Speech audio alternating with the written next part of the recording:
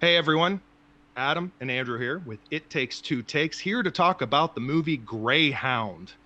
Greyhound came out on Apple TV exclusively. It stars Tom Hanks, it's written by Tom Hanks, and it's a World War II film really based on the Battle of the Atlantic. You learn a lot about how soldiers would really navigate through in the Navy across the Atlantic Ocean.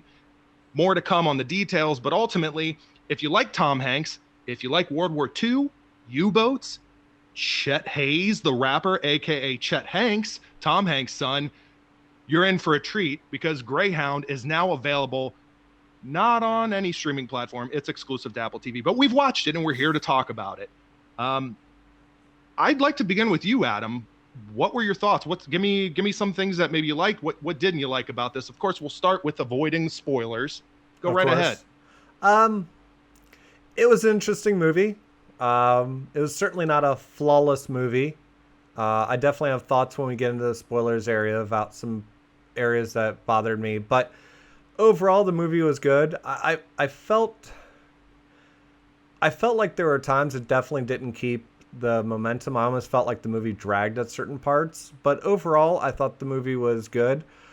This really is a Tom Hanks led movie. There are other actors in it, but I feel like 80% of the dialogue was his, and the focus of the whole movie is stays on him. So this is absolutely 100% a Tom Hanks movie, drama movie. I did find it interesting. There was definitely some things I learned since this is based on real events during the early part of World War II. And so there were definitely things I learned watching this. To give a little background as far as plot on this, this is set in World War II. Tom Hanks plays a Navy captain who is one of which he's kind of running a convoy in a small destroyer. He's guarding a convoy of Allied supply ships across the Atlantic, Mhm. and it starts out. They are able to have plane cover, but due to the time, planes couldn't fly across the Atlantic and kind of cover them. So this covers where it's just the boats themselves, and they could be open to attack by Nazis. Um, so I thought it was really interesting. It wasn't strictly, I mean, it was very much as a war movie, but it wasn't a whole fleet of warships. They had like three ships that were really their warships, and the rest of the 20 plus boats were supply boats. So I thought that was, you get a really good sense of a lot of things as far as the Navy back in World War II. It definitely focuses a lot on that.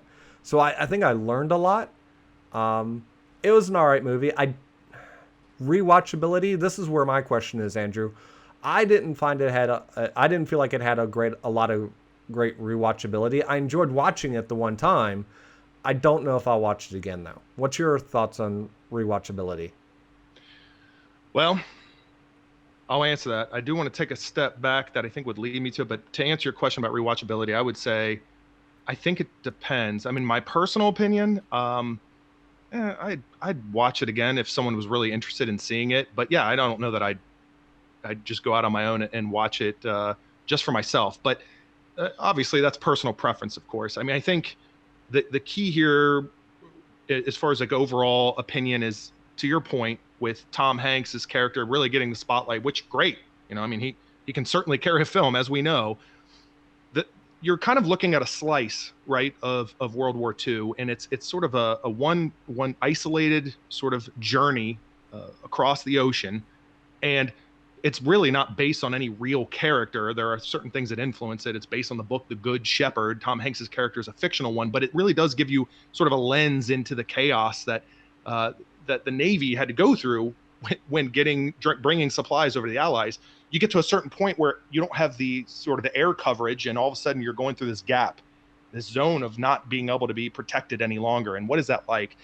In a lot of ways, it reminded me, if for people that enjoy sort of naval, war movies, if you've, Master and Commander with Russell Crowe, sort of that traversing across the sea, this expansive area, and sort of this unknown enemy, and how does that play out? And I felt a lot of that.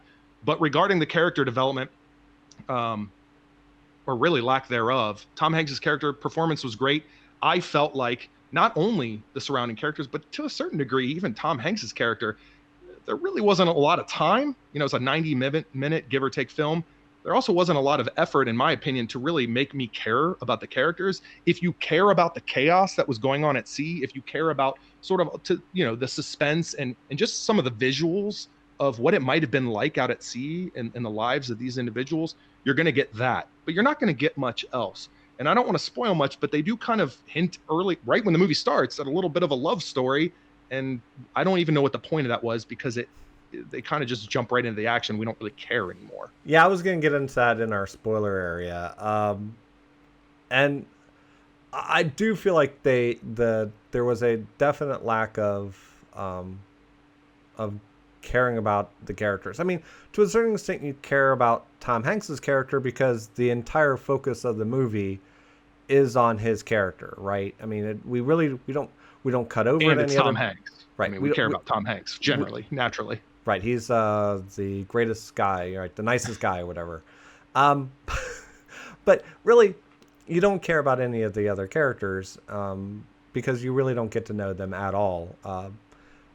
And I can accept that, I feel like, right? I mean, part of me was struggling with that. I don't know about you, where I was like, I want, if I'm immersed in the spectacle of this film, then I can accept. There are plenty of films that I enjoy that they don't go deep into the characters, but for some reason, I've struggled to balance this one. I don't know. Well, I think we'll get into that more in the spoiler area, and we probably should get into the spoiler area. So at this point, if you haven't seen the movie and you don't like spoilers, go ahead and pause this, watch the movie, and come back. If you don't care about spoilers, or you have seen the movie, you're never going to get Apple TV, right?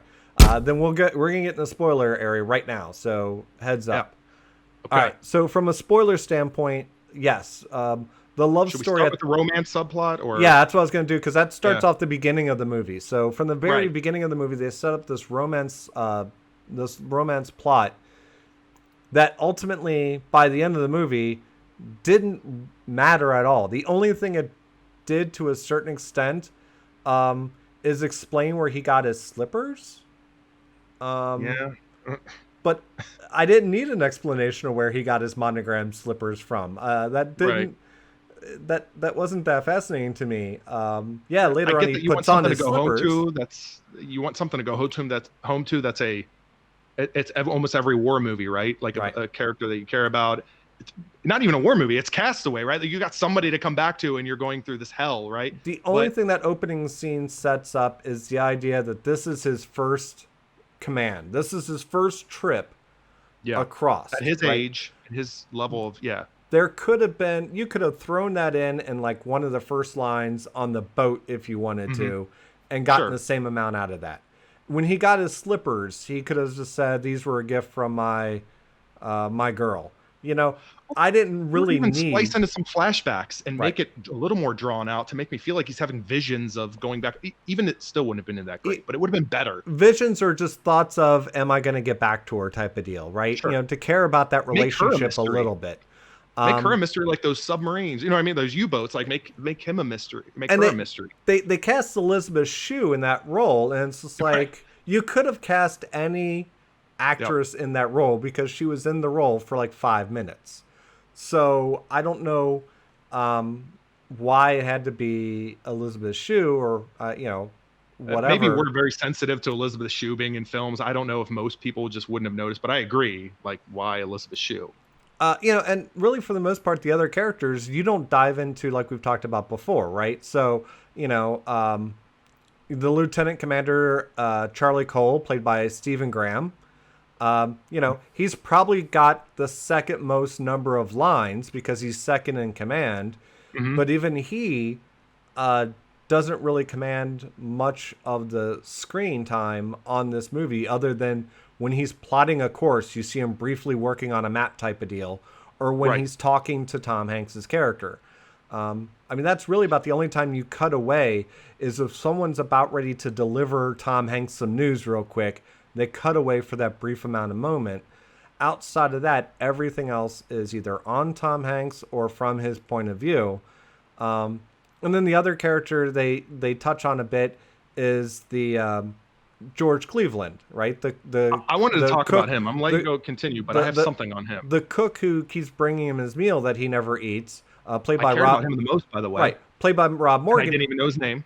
Right, played by Rob Morgan, who, you know, if you're going to, he's the only character you really care about for the most part, and he dies, and I He think that's dies, what. and then they referenced George Cleveland, and I was like, "Who's George Cleveland?" And then I figured out, I was like, "Oh, that was the cook. I Right. liked him. I didn't even know his name. That's how much you."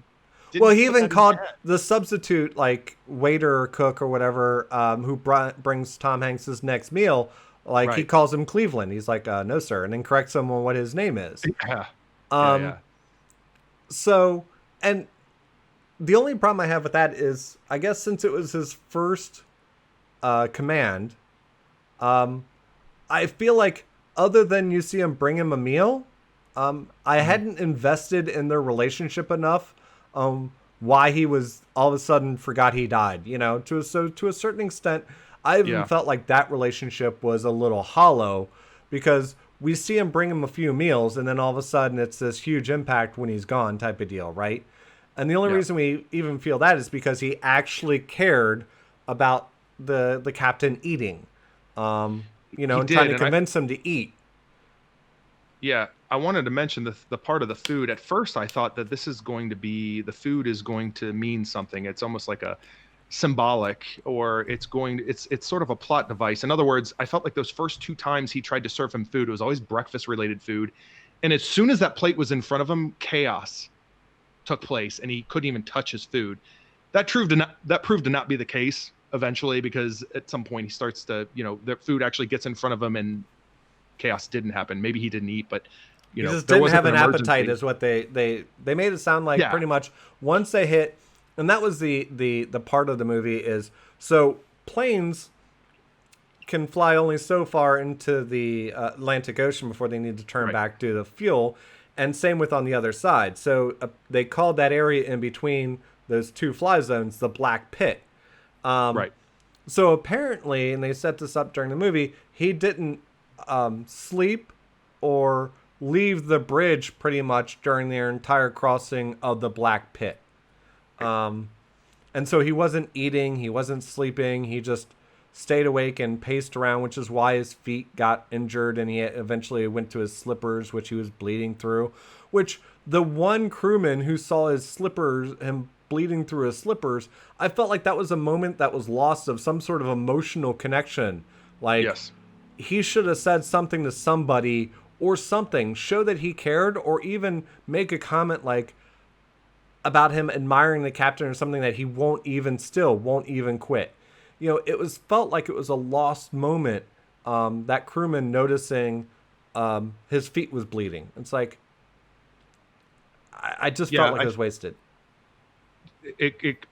A parallel with that is the Elisabeth Shue thing, in the sense that I can accept if you don't want me to be emotionally invested in something, or accept that you don't want me to completely connect with the struggle and you just want me to focus on the spectacle, or you want me to focus on maybe just the story that's being told overall, but don't try then in those other areas if you're not going to deliver. Like, I just felt like they kind of inched towards something and just it became a nuisance. Like, I don't need a flashback 40-50 minutes into the film of Elisabeth Shue, some flashback of her holding an ornament or gift or whatever it was. Like, who cares anymore at this point? Right. So yeah, I agree with that. I think I won't go into the whole food symbolism thing anymore, but I will say that the one area, and I don't know if you picked up on this, one area that kind of irritated me, in my opinion, of course, was the enemy, right? So you got these U-boats that are out there doing their thing. Taunting him. I love when there is a threat or an enemy and they are not really seen. Like the movie Signs, M. Night Shyamalan. Like, I loved that. The one aspect I loved of that movie was the fact that you spent so much time really never seeing the enemy. You always felt the dread, right? They started that way. What I didn't love was when the enemy all of a sudden overrides their audio and then they pipe in and just start taunting them. I felt like you lost sort of the threat. Like, it kind of reminded me of Dunkirk, So in Dunkirk, there's so Well, I much of the actually unknown or the unseen. I was And actually kind go of ahead. enjoying a little bit of the taunting. Actually, that was the one aspect I enjoyed since we never saw I the disagree enemy so much. soldiers. Um, Now, I think the taunting could have been done better, but That's one thing. Yeah, I like the audio because we never saw the captains of the other ships, right? We only I heard them on love the that radio. though. Right, I love that If you can too. do it right, Right, I love that too. So to a certain extent, that's the same thing. All we got really of the villains, um, of these German submarines is we got some audio of them, and we saw their boats. That was it, and I was fine with that since that's all we got out of the other ships. I would have probably been um, less enthused about it had they been cutting away to the other boats all the time, but they never cut to the Germans. Then I would have been feeling like that was a little bit of a waste. I didn't mind the taunting because that probably was occurring during that time. it actually wasn't though. And I didn't know this watching it, so Okay, it's not a credit to me and my historical acumen. You know what I mean? Like, but right, I did look into this, and apparently they never would have been able to override the system, and be able to talk. Now they could maybe, they could gain some access into the frequency and actually hear what was going on, but they would never ever be able to speak through their ships the way that they did in that film. But okay, look, I can even get past, suspending, I can get past that. But it's something, it was the gray wolf is so hungry and whatever they were saying when they were taunting. And I was just like, oh, now I feel like I understand that you can have a villain or villains that are sort of have this creepy sort of childish torment, right, aspect. But I think I don't know. Again, obviously personal preference. It's my take on the matter, of course. But I feel like they started off for a good chunk of the movie of they're under the water, they're coming above the water, the less I know, the more uneasy I feel. And when they chimed in and I heard a voice associated with that ship, it was kind of like, oh, I mean, yeah, sure, like fuck them, right? But beyond that, I was kind of like, oh, now we've got whatever that performance was on that accent. I mean, maybe it was legitimate, but it didn't seem right. like it to me. But either way, that was it bothered me. I just felt like they set me again. It's kind of like the Elisabeth Shue and this and that. Like I felt like they were setting up a certain thing, and I don't know. I could have gone without them talking to him, and I unless they think were going to make it go deeper, I don't know. I think the one thing that for me hurt me a little bit as far as my enjoyment of the film was having never served in the Navy, Sure, and not having family served in the Navy. To a certain extent, there was a serious overload of naval terms it that definitely was. didn't connect with me. Hmm. Um, so, and not understanding um, the some of the situations, and yeah, to some you figure it out, but to a certain extent, there was a lot of naval term overload, in my opinion. And I think if I had been in the Navy and maybe served on a boat, it would have connected with me a whole lot more, and that would have been a much um, I would have connected and liked the movie a whole lot more because it spoke to me. But having not served in the Navy and not really being familiar with a lot of those terms, Sure. after a while, it just became overload to me almost. The constant barrage of Navy terminology. I Um, kind of felt that as well. A little bit of a like I don't know if this is I'm going to be able to keep up with this. I will say silver lining, that being Tom Hanks. I felt like at least you could feel the urgency behind it, and it's almost like watching something in a foreign language. Not quite to that extreme, of course, but where I felt like, all right, well, like I know what needs to be done. I don't know how exactly they're doing it with some of the terminology at times. I know a hard right or whatever at times where he's saying something where it's like, yeah, I know where his maneuvering is zigzagging that he was doing, but ultimately, yeah, I agree. Where it was kind of like you've already, I don't know, how do you the juxtaposition between every going to war love story I've ever seen, and then you're going to throw hardcore naval terminology at me throughout the entire film. Like, which movie is this? right. So, Yeah, I think it definitely um, had a tone issue at times as well. And I think so. There were definite weaknesses to the film. Overall, again, I enjoyed watching it the one Yeah, I time. do feel like we're kind of piling on it, but it really wasn't that bad Yeah, for what it's it wasn't a bad film. I enjoyed watching it the one time, and I think it always says you're more likely to talk about the negatives of something than the positives. I mean, it had to be something really overwhelming about the positives, yeah. and um, and it wasn't bad. It really wasn't a bad movie. I don't think it was a great movie. I definitely wouldn't put it up there on the echelon of Tom Hanks films or anything like that. But it was a fun film, and I think Yeah, it and for something that is obviously Apple doing their own movie, direct movie. This was a good start for them. I think there's definite room for improvements, but hey, if you've seen, anyone who's seen our reviews of the old guard knows that Netflix isn't perfect either. yeah, yeah. I mean, I think we kind of alluded to it early on, and I'd repeat it, is that look, if you came into this movie wanting to see U-boats facing off with destroyers, you're going to be satisfied, um, despite a few little annoyances here and there. And I don't want to get too deep, but I wanted to throw in one other thing as I was thinking about it, because we were talking about sort of the isolation and a lot of it being shot on that single ship. Uh, this might be a throwaway part of the discussion. I don't know, but I couldn't help but think this, and I don't know if you ever even thought of it. There were so many moments of Hanks, because it's very close quarters, right? Like there were times where like he's going he's going all around the ship, outside, inside, whatever, and I felt like, are the cuts necessary? I feel like at this point it would be almost pretty effective or cool. And this is a preference thing. It's not like you did something wrong, director who, by the way, hasn't directed much, but I felt like some single shot moments would have been cool on that ship. I don't know if you understand what I'm saying with that. Hmm. You know what I mean? Like, Yeah, some whereas like, tracking shots. yeah, like I felt like they would like him.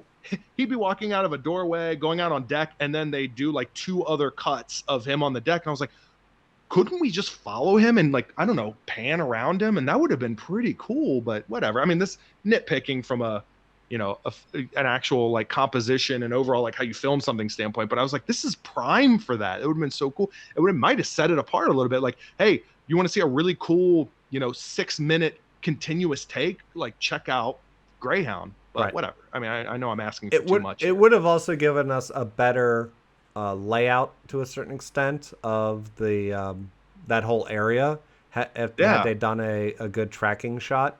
I agree Um, with that completely. I'll agree that that would have been nice to have. I think um, I think we've done a pretty good view. Yeah. I think final thought on this is that it's a good movie. I enjoyed it. Um, Probably not going to rewatch it. So I don't know, but I think if you want a good war movie, because it does tackle an area of World War II that really hasn't been covered, Yeah. um, which is securing our supply lines across the Atlantic. So I think it does cover an aspect of World War II um, that hasn't been covered. So I think it's interesting. But yeah, it doesn't have. I think there are definitely some flaws with it.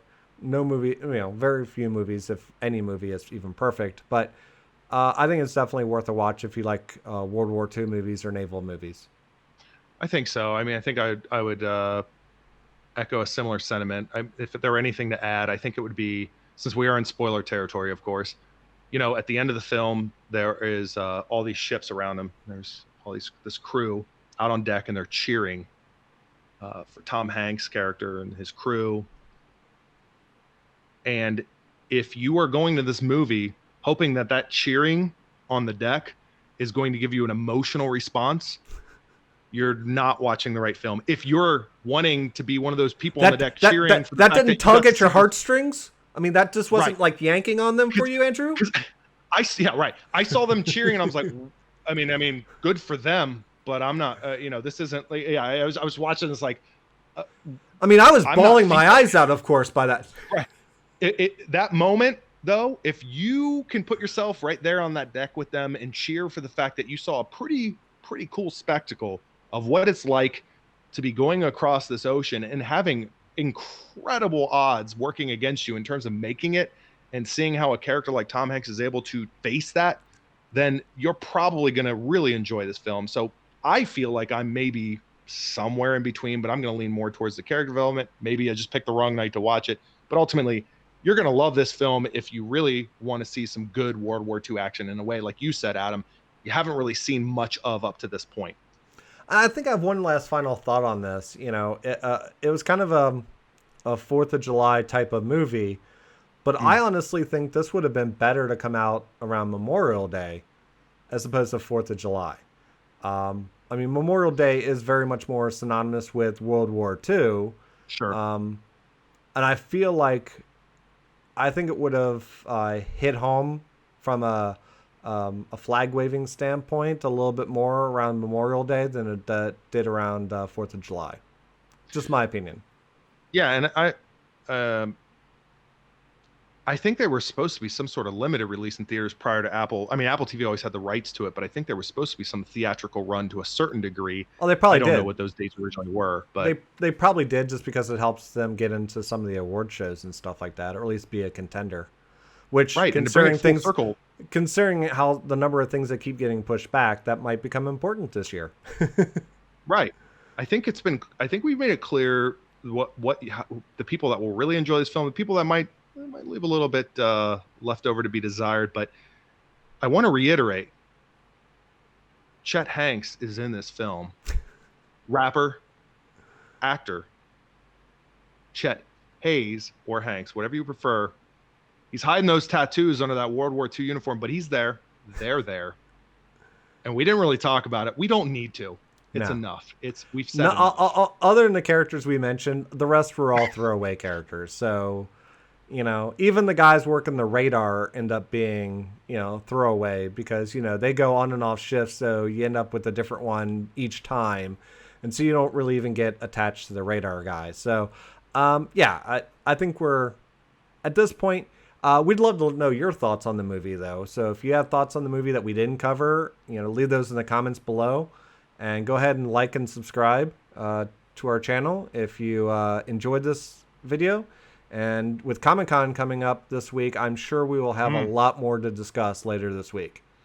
Oh, man. So with that being said, it was our review on Greyhound. And thank you for watching our video. Thank you.